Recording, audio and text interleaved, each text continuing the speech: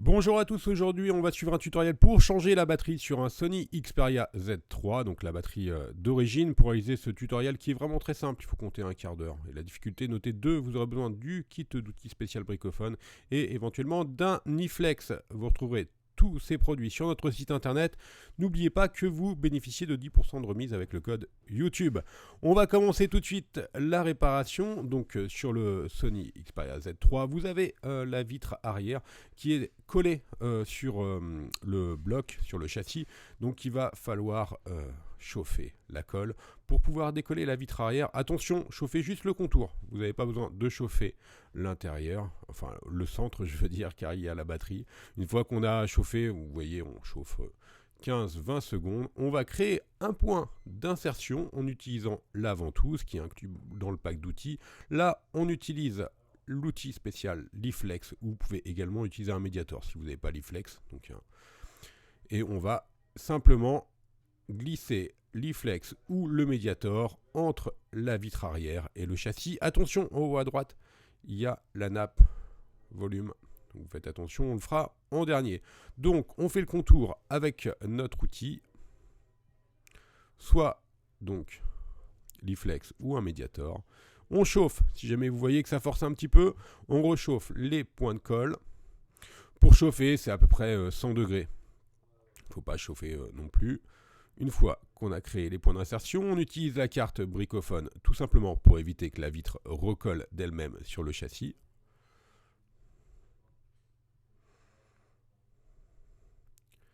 Et au fur et à mesure, on va pouvoir décoller la vitre arrière. Chauffez donc à 90-100 degrés. Plus vous chauffez, plus cela sera facile à enlever, bien sûr.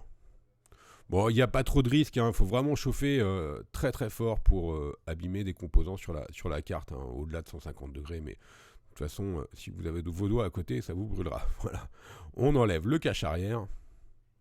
Et maintenant, tout simplement, on n'a plus qu'à retirer la batterie. On a un accès direct à la batterie. Vous voyez, c'est vraiment simple. On va déconnecter celle-ci. Vous voyez, c'est la petite languette qui fait un U inversé.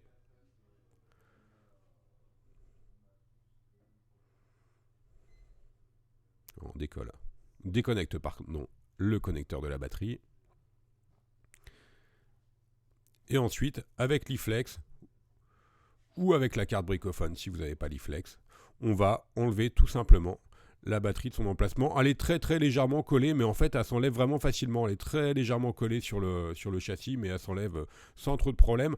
Enlevez-la bien à partir de la gauche, par contre, pas à partir de la droite. Vous voyez, il y a des nappes à partir de la droite, donc il faut bien l'enlever à partir de la gauche. Voilà, la batterie est maintenant décollée, donc on n'a plus qu'à reprendre notre nouvelle batterie pour la replacer. Donc on passe bien sûr à l'étape remontage. On replace notre nouvelle batterie sur son emplacement d'origine, tout simplement. On va reclipser le connecteur.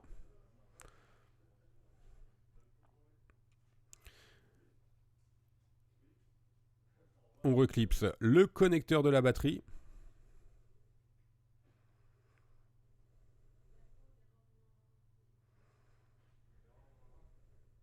Vous devez l'entendre, il doit faire un petit clips.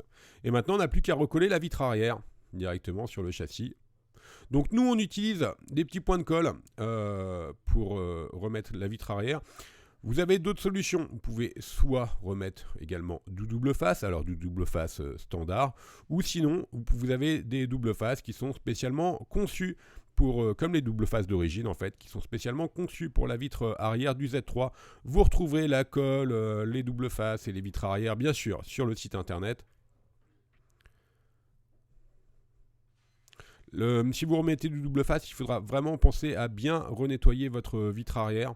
Sinon, ça risque de faire une petite surépaisseur.